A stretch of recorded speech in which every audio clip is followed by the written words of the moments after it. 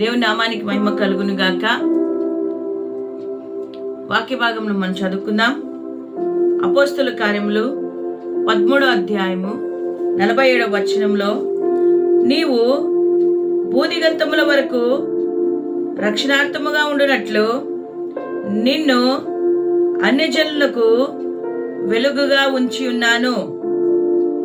నిన్ను అన్యజనులకు వెలుగుగా ఉంచి ఉన్నానని దేవుడి ఉదయకాలం మనతో మాట్లాడుతూ ఉంటున్నాడు. అవునా ప్రియమైన వాళ్ళారా, దేవుడు లోకమునకు వెలుగై ఉండునట్లుగా మనల్ని కూడా వెలుగుగా ఆయన చేసి ఉంటున్నాడు. అన్యజనులకు రక్షణ కలుగు నిమిత్తము మనలను ఈ లోకంలో ఆయన వెలుగుగా చేసి ఉన్నాడు. ఈరోజు లోకంలో ఎంతో మంది చీకటిలో జీవితాన్ని గడుపుతూ ఉంటున్నారు. వారి జీవితాలలో వెలుగు లేదు, వారి జీవితాల్లో సంతోషము లేదు, వారి జీవితాల్లో సమాధానము లేదు, ఆరోగ్యము లేదు. బలహీనతలతో, వ్యాధులతో, ఇరుకులతో, ఇబ్బందులతో, దేవుని ఎరుగక సాతాను యొక్క బంధకములలో చిక్కుకొని ఉన్నవారు ఎంతో మంది ఉన్నారు.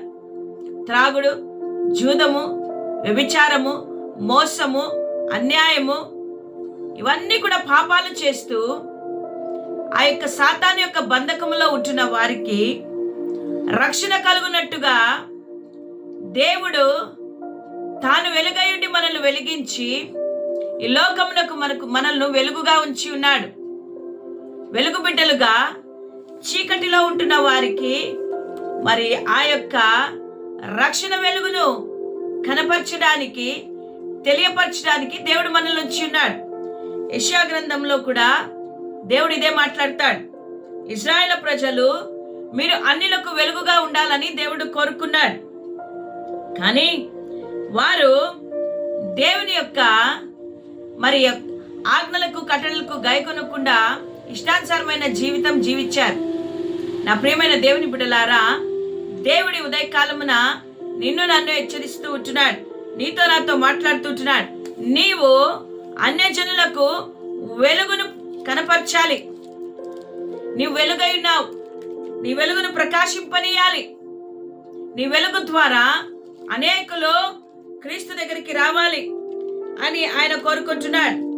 మరి బైబిల్ గ్రంథంలో మనం చూస్తే లూకా సువార్త 2వ అధ్యాయము మరి 28 నుంచి 32 వచనాల వరకు మనం చదువుకుంటే అక్కడ దైవజనుడు ఒక వ్యక్తిని మనం చూస్తుంటున్నాం. ఆయన మరి యేసుక్రీస్తు పుట్టినప్పుడు కూడా ఆయన కూడా ఇవే మాటలు చెప్తాడు.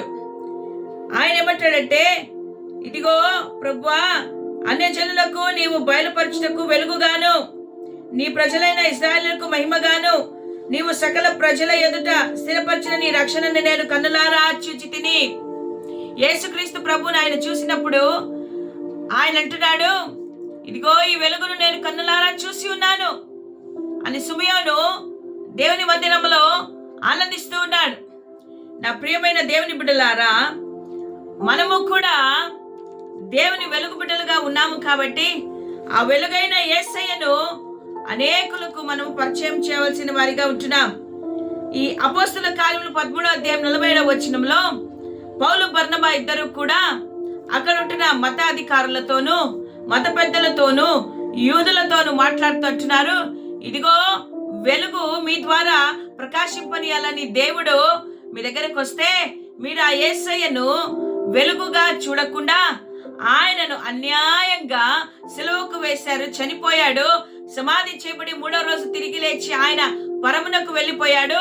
ఇదిగో భూదిగంతములో ఉన్నవారు, రక్షణ లేని వారు, యేసు ప్రభు ఎరగని వారు, యేసు ఎవరు తెలియని వారి దగ్గరికి, అన్యుల యొద్దకు దేవుడు మమ్మల్ని పంపించాడు అని వారు అన్యులకు సువార్తను ప్రకటించారు. అనేకులను క్రీస్తు వైపునకు, అనగా వెలుగైన యేసయ్య వైపుకు త్రిప్పగలిగారు. ఎప్పుడైతే వెలుగైన యేసయ్య వైపుకు వారు తిరిగారో వారి చీకటి జీవితము సమాప్తి, వారి చీకటి జీవితం అయిపోయింది. వెలుగులోనికి వారు వచ్చారు, క్రీస్తుని అంగీకరించారు. వారి జీవితంలో సంతోషము, సమాధానము, మరి నా ప్రియమైన దేవుని బిడ్డలారా, మత్తయి సువార్త 28వ అధ్యాయం 19-20 వచనాల్లో యేసుక్రీస్తు ప్రభు ఈ మాట అన్నాడు కదా, మీరు సర్వలోకానికి వెళ్ళి సర్వ సృష్టికి సువార్తను ప్రకటించండి అని ఆయన చెప్పాడు కదా. మరి ఆయన చెప్పినప్పుడు మనం మన ఆజ్ఞకు లోబడాలి కదా. ఆయన మనల్ని ఉంచాడంటే అన్య జనులకు వెలుగు మనము చూపించాలి. యేసయ్యే వెలుగు, నిత్యమైన వెలుగు, జీవపు వెలుగు. నువ్వు చీకటిలో ఇంకెంత మాత్రము లేవు, జీవపు వెలుగులో నువ్వు ఉండాలి అని ఆయన చెప్పాడు కదా. ఆయన అంటున్నాడు, ఇదిగో దేవుని కుడి పార్శ్వమునందు ఆసీనుడైన దేవుడు మనతో మాట్లాడుతుంటున్నాడు. ఈ ఉదయ కాలమున నువ్వు ఏ రీతిగా నువ్వు బ్రతుకుతున్నావు? నేను నిన్ను ఎందుకు ఎన్నుకున్నానో తెలుసా? నీ ద్వారా నేను కార్యాలు చేయాలని, నీ ద్వారా నేను అనేక అద్భుతాలు చేయాలని, ఆశ్చర్య కార్యాలు చేయాలని నేను నిన్ను ఏర్పరచుకొని ఉంటున్నాను అని ఆయన చెప్తూ ఉంటున్నాడు. నా ప్రియ దేవుని బిడ్డలారా, ఈ ఉదయకాలమున దేవుని సన్నిధిలో నువ్వు ఏ రీతిగా ఉంటున్నావు?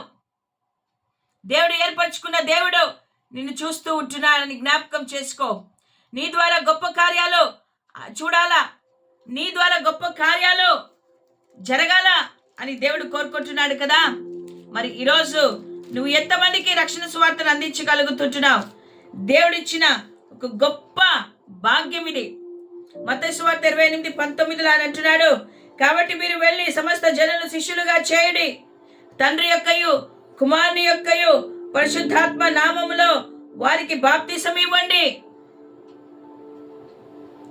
నేను మీకు ఏ ఏ సంగతులను ఆజ్ఞాపించిన వాటన్నిటి గైకొట్టు వల్లనే ఆయన బోధించుడు, యుగ సమాప్తి వరకు నేను మీకు సదాకాలము తోడై ఉంటాను. ఇదిగో నన్ను ఎరగని నా బిడ్డలు ఎంతో మంది ఇంకా చీకట్లో ఉంటున్నారు, పాపంలో జీవిస్తున్నారు, అపరాధముల్లో ఉంటున్నారు. అట్టి వారికి వెలుగును మీరు తెలియపరచండి అని యేసయ్య ఆజ్ఞ ఇచ్చి మనకు పంపాడు. కానీ మనం ఏం చేస్తుంటున్నాం? అన్ని జనులకు వెలుగును మనం చూపించలేకపోతున్నాం. ఎందుకంటే మనమే ఇంకా పాపంలో బ్రతుకుతున్నామే, మనమే ఇంకా అపరాధులుగా ఉంటున్నామే. నా ప్రియమైన దేవుని బిడ్డ, ఉదయకాలం దేవుడు మరొక అవకాశాన్ని మనకి ఇస్తూ ఉంటున్నాడు. నీ సమయాన్ని వ్యర్థం చేస్తున్నావేమో, నీ సమయాన్ని వృథా చేస్తున్నావేమో, దేవుడు నీకు ఇచ్చిన అవకాశాన్ని నువ్వు పోగొట్టుకుంటున్నావేమో, దేవుడిచ్చిన తలాంతు నువ్వు పోగొట్టుకుంటే ఇదిగో ఆయన అంటాడు, ఆయన తిరిగి వచ్చినప్పుడు ఎవరైతే ఆయన కొరకు పని చేశారో, ఎవరైతే దేవుడిచ్చిన దాన్ని సద్వినియోగం చేసుకున్నారో అని అంటాడు, బలా నమ్మకమైన మంచి దాసుడా, ఈ కొంచెంలోనే నువ్వు నమ్మకంగా ఉన్నావు, నా కొరకు నువ్వు పని చేశావు అని ఆయన సంతోషిస్తాడు. అందరి ఎదుట నిన్ను ఘనపరుస్తాడు.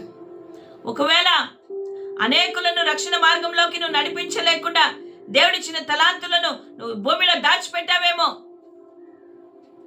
ఒక్కసారి నిన్ను నువ్వు పరీక్షించుకో. నా ప్రియ సహోదరుడ సహోదరి, మన స్నేహితులు, మన బంధువులు, మన రక్త సంబంధికులు ఎంతో మంది ఇంకా చీకటిలో ఉన్నారు. వారిని వెలుగులోనికి మనం తీసుకురావాలి. మనం వారికి సువార్తను అందించాలి. క్రీస్తుని గురించిన బోధన వారికి తెలియపరచాలి. మనము మన బలము చేత, మన శక్తి చేత మనము చేయలేము, కానీ పరిశుద్ధాత్మ దేవుని ద్వారా మనం ముందుకు వెళ్ళగలుగుతాం. పరిశుద్ధాత్మ దేవుడు మనకి సహాయం చేస్తాడు. పరిశుద్ధాత్మ దేవుని సహాయముతో చీకటిలో ఉన్న కూర్చున్న వారికి గొప్ప వెలుగు మనము చూపిద్దాం. హల్లెలూయా, దేవునికి స్తోత్రం. చెప్దాం, వెలుగులోకి రండి. ఎంతకాలం మీరు చీకటిలో బ్రతుకుతారు? ఎంతకాలము పాపంలో బ్రతుకుతారు? ఎంతకాలము మోసంలో బ్రతుకుతారు? ఎంతకాలం అపవిత్రతలో మీరుంటారు? రండి, యేసు యొద్దకు రండి, వెలుగైన దేవుని దగ్గరికి రండి. ఆయన నీ జీవితాన్ని మారుస్తాడు. ఆయన నీ జీవితంలో అద్భుతాలు చేస్తాడు. ఆయన నీ జీవితంను సంపూర్తిగా మార్చి ఇదిగో నిన్ను ఇతరులకు సాక్షిగా నిలబెడతాడు.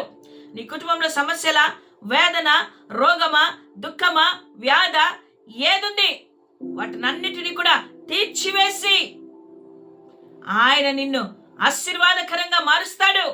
రండి, మేము ఆ వెలుగులో ఉన్నాం, మేము ఆయన కొరకు ప్రకాశిస్తున్నాం, మేము ఆయన కొరకు జీవిస్తున్నాం.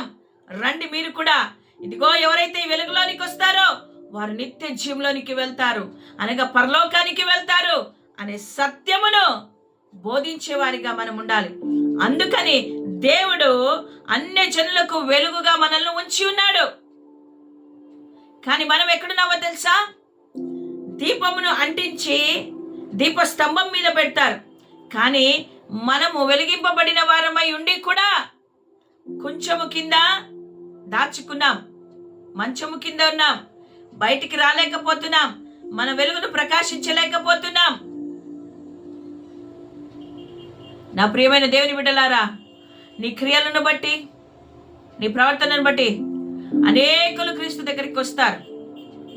ఈరోజు నుంచి నువ్వు వెలుగు బిడ్డగా, క్రీస్తు బిడ్డగా, ఆయన కొరకు వెలిగే బిడ్డగా నువ్వు ఉండాలని ఆయన కోరుకుంటున్నాడు. నిన్ను వెలుగుగా ఉంచి ఉన్నాడని జ్ఞాపకం చేసుకో. ఆయన నిన్ను వెలుగులాగా ఉంచినాడు. నువ్వు అనేకులను ఆ వెలుగులోనికి నడిపించి మార్గము చూపించాలి. వాక్యము పాదములకు దీపము, త్రోవకు వెలుగుగా ఉంది. ఆ వాక్యమును వారి జీవితంలోనికి మీరు ఆయనను ఆహ్వానించి ఆయనను చూపించినట్టయితే వాక్యానుసారంగా ఇతరులు దేవుని దగ్గరికి నడుచుకుంటారు కదా. అది వారి త్రోవకు వెలుగుగా ఉండి సరి అయిన మార్గంలో వారిని నడిపిస్తుంది కదా. కాబట్టి నా ప్రియమైన వాళ్ళరా, ఈ రోజు నుంచి దేవా నువ్వు నన్ను వెలుగుగా ఉంచి ఉన్నావయ్యా, అనేకులను నీ సన్నిధికి నేను నడిపించినట్టుగా నన్ను బలపరచు ప్రభు అని అడిగితే ఖచ్చితంగా దేవుడు బలమునిచ్చి మనల్ని నడిపిస్తాడు. హల్లెలూయా. దేవుడు ఈ మాటలు మన వినికిడిలో దీవించి ఆస్వాదించునుగాక. ఆమేన్, ఆమేన్, ఆమేన్. హల్లెలూయా. దేవునికి స్తోత్రం.